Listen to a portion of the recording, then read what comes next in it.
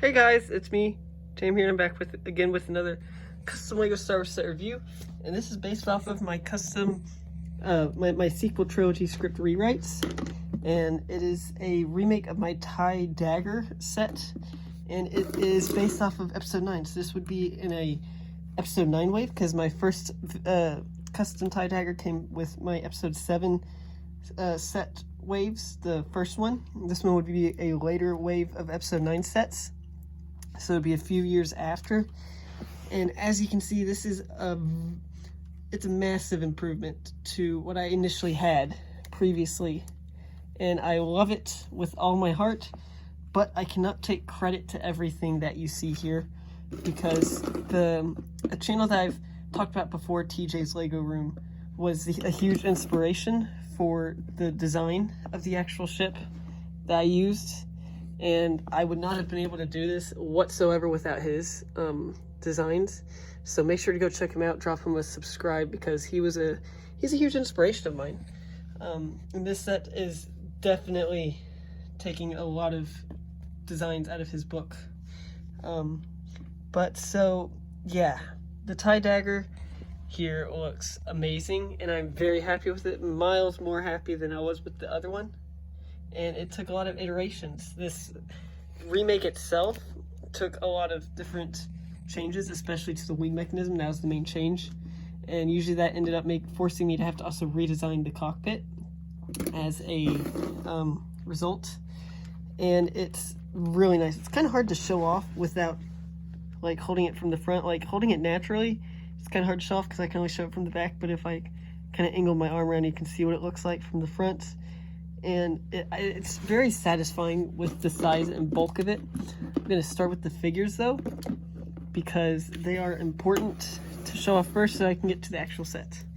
There's 4 figures in this set. It comes with Finn, and these figures are also kind of based off the scene, because in my Episode 9 script, at the end during the Battle of Exegol, Finn and Jannah infiltrate the final Order Star Destroyer that's leading the Sith fleet. And they actually infiltrate from the inside, blow it up from the inside, and they have to escape. And so they steal a TIE Dagger to escape. First figure is Finn, and he's just the standard Episode 9 Finn figure. It's the same one from like the Millennium Falcon set, but I gave him Cyborg's head instead of the standard one because I don't like the huge scared face that they gave the new Finn figure. He's got the the goon pistol, I guess, to represent a GLIE 44. And yeah, second figure is Jannah, and she's a lot of the same as her official figure, but I gave her Xander Freemaker's legs, and also I gave her Pre Vizsla's cape piece because it kind of looks right on her, but everything else is the same. The blaster is a brick-built version of Lando's blaster from the Millennium Falcon set from 2019. The crossbow blaster piece, and she's got a printed arm over here with a nice decal on it. It's very nicely printed too. And yeah, she's got double face, one with kind of a stoic expression, and the other one she's angry. And also we have 2 pilots, 2 Final Order pilots, the Sith Trooper armored pilots. So these are upgrades from the standard Final Order pilots. These are the Sith versions I've been wanting to make. I got 6 helmets, so I decided, you know what, I'll sacrifice 2 of those and white out them completely and then paint them red, or color them red. And these came out looking very nice. Very, they're a bit messy, obviously, but they look cool too. They've got, oh shoot, that's stuck. Here's a generic face for one of them. And then the other one has another generic face, which is actually from one of the Resistance sets. And yeah, so they've still got the tubes, and they got the whole Final Order pilot mold. And yeah, you can see there's black and red. I really like the black and red design. They got Sith Trooper arms and torsos and legs. And I just gave them the Sith Trooper kind of design on their helmets, but not completely. As you can see, that the mouth looking thing kind of actually overshoots the eye lens, the viewport, and actually shoots all the way to the side and then angles upwards, and then basically it's a really large faceplate, as you can see, and they have a lot of peripheral vision. So that's something nice. And they just got standard pistols. So yeah, if you don't want to have Finn and Jonna stealing the TIE Dagger, you can just throw in the 2 pilots. Because like the First Order Special Forces TIE Fighter, this has double seats, the gun port in the back. As you can see, there's the red view port. On one of my previous iterations, I did actually have it being translucent, so you could see all the way through. But with this new design, I kind of did not have that liberty.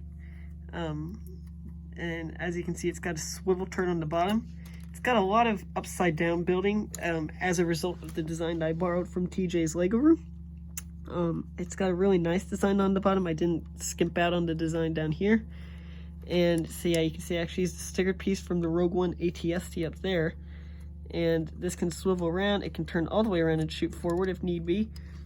And yeah, so it's got a very flat back. You can see it's got, for the twin ion engines, I decided to make it to where it was kind of like the Kylo Ren's TIE silencer, where it has just the side ones instead of 2 jutting out engines. And these kind of work to just cover up the inner mechanism, as well as clamp in these side bits, which you'll see in a bit. You can see there's more kind of like upwards thrust for whenever it's in the landed position there. And then, you know, we turn around and you can see here's the side wing. It's got holes all the way through it too, which you can see all the way through to the other side if you line it up properly. Let's see if I can do that. Yeah, you can see my finger. You can see my finger on the other side, all the way on the other side of the other solar panel. And it comes to the point. It's got a really nice design on the outside, but not also on the inside. You can see I did pretty it up on the inside, so it's not too weak on the inside. It's got ATST foot pads for this side panel, which doesn't cover up as much TIE solar panels as the official one does. The official one is kind of over the top with how big the secondary panel is, where it covers up a lot of the solar panels. And you can see I kind of just greebled it up. It looks really nice. I used basically all of my TIE Dagger parts for the wings, and I'm proud of it. The footprint is really nice looking. I really love the shaping that I got, and the curves and the angles are really nice. The cockpit especially, I'm glad I could fit these parts in because I really wanted to, and I'm proud with where they ended up. There is some gaps as a result of the design, but yeah, I'll show this off in a bit. From the front, you can see it's got a really nice little middle. I like the little like Oreo design here, where it's very shallow in the center with the hole popping out extra, and these like little slope pieces on the front just add to the shaping. And you can see there's the chin mounted cannons of the standard TIE Fighter. And yeah, so I'll show off the wing mechanism, which I've been mentioning a lot, which, like I said, would not be possible without TJ's Lego Room's design. As you can see, the wings they do hinge, and watch this. So I'm just gonna, how do I show this off? Okay, so I'm gonna place it down upside down, to where it's laying or not upside down, but like on its back. And then I have to lift it a bit to hinge it. As you can see, it hinges all the way. And okay, let me push this in because it does sometimes get a bit loose. But you can see that the side panels here that I mentioned, they actually hinge with the cockpit, because they are actually the stoppers of the thing. With this little like eye-shaped thing, that dictates whether the wings can, like, without this, this wing will flow around wherever it wants. But with these two, this red and this light bluish gray part, it stops the wing at 90-degree intervals, and it does not let it go any further than I want it to. Like, it does not go down any further. And whenever it's in the flight position, the wings do not go down any further either. It kind of like stops it. And it all works thanks to this little turntable gear piece here. And they are actually connected. So I can turn, okay, I need to angle this back up. I can turn one wing and the other wing follows. And as you can see there where I mentioned the gaps, there are little gear pieces there that kind of help with the design. And And his version of the TIE Javelin, which is what his was, you could actually push on those to move it, but with mine, they're not strong enough to actually move the whole wing structure, because I think my wings are a lot heavier than his were. But yeah, you can see how this works. The entire center of the cockpit stays still, as well as the side panels, which I think these would also have the weapon system on them. I should have put like a spring-loaded shooter mechanism in there for playability, because yeah, so they can have cannons and they still face forward. And yeah, so that's what these are for too. Like I said, they're for vertical takeoff, so it can lift itself up and it can land, and it's really close to the ground actually too with this design. And his design also did have like a drop down cockpit where like the entire seating system would fall, but I didn't get that. And his design is also tight enough to where it sits like this, but mine is just slightly back heavy to where it wants to fall backwards. Unfortunately, that's just the problem that I've ran into. And this is the best I had it, because I did have, like in previous versions, it was too back heavy with my design. I tried to just do a soft copy of his design, but I had to resort to using his entire design in order to get this to work properly. And rather than showing you the full inside, I'm gonna just send you to his video where he shows it off, because I want him to get some more credits. I know I keep mentioning him, but I'm serious. I really like his channel. He's a huge inspiration. He's great. He's a great builder, and I think he deserves a lot of credit, because I would not have been able to come up with this at all without his help. But so yeah, it's very strong, surprisingly, and I just kind of jot it forward a bit and it falls. His is pretty sturdy, but mine, I'm a bit worried with doing that, because my wings are very heavy, as mentioned. They're very thick, and they do actually bend downwards just slightly, despite having the stoppers. It's not fully 90-degree angle for the wings. They do angle down just a degree or two. But for the cockpit, let's show it off. Obviously this folds downwards to reveal the front, and you can see I kind of also copied him with the controls, but then also you can pull off the entire roof. Let's see if I can do that without breaking anything. And I'm actually really happy that I was able to work these into the design without them being too big. I didn't think that was possible, but it is.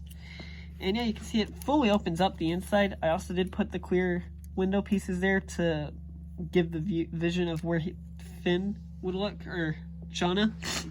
In my episode 9 script, or my episode 7 script, Poe and Finn do still steal the TIE Dagger, and that's why it's double-sided. And actually, in my episode 9 script, I do have a nice little reference to that scene where Finn actually teaches Jonna how to use the gunner turrets, which is what Poe does for Finn in episode 7. And there's no place for the weapons, actually. I did want to put them in, but there was not enough space on the inside. As you can see, there's these control pieces there. There's a lot of control panels. But so yeah, you can just throw Finn in. He's been practicing his piloting. And then Jonna, you can throw in the front or the back. And you can also fit Poe and Finn in here, obviously, for recreating that scene. That is kind of like what I made this for, was because I'm actually working on a stop motion of my episode 7 script at the moment. And it's not going to be done before I go back to college. Far from it, I'm not even halfway through. I've been kind of having difficulty finding inspiration for it, or you know, the willpower to work on it. But this is what this is for, because I wanted a good model for my movie, my stop motion movie. But yeah, so you can fit him in there. You can see Finn through the cockpit. You know, he's piloting it. Poe's been teaching him how to pilot. And yeah, I just have to keep pushing these in to make sure that it is staying together, because otherwise it will kind of fall apart. But yeah, this looks really nice. I'm very happy with it. And this would be a nice set for, heck, I wouldn't even mind if it was $100 or $90 or whatever, because this is actually a really chunky build. It's got a lot of parts. I wouldn't doubt that it has maybe $80 or $90 worth of parts in it. It would probably have to, I would not want it to be over $100, because I doubt it has 1,000 pieces. I want it to be more fair price per piece. But oh man, you got your ear inside out, whatever. But yeah, this is really nice. I'm very happy with it. And it would be a very nice set. And yeah, it looks perfect. It looks maybe not perfect, but it looks awesome and excellent and great. And it's great for display. So yeah, thanks for watching, and I'll see y'all later. Bye.